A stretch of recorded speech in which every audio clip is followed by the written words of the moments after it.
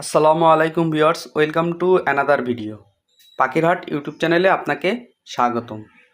বরাবরের মতো চলে আসলাম নতুন আরেকটি ভিডিও নিয়ে।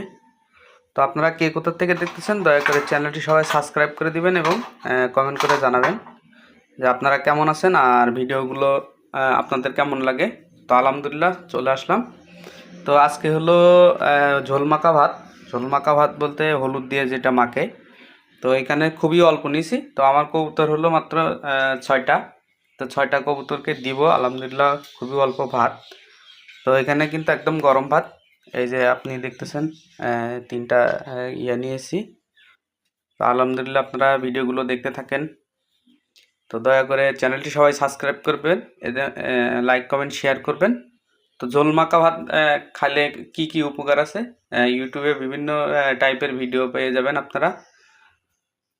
তো দেখতে থাকুন।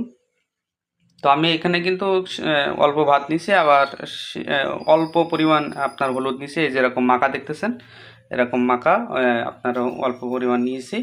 তো আপনারা খাওয়াইলে খুব অল্প পরিমাণে আগে খাওয়াই দেখবেন কেমন আপনার কবুতর। সব কবুতর তো সব জিনিস খায় না।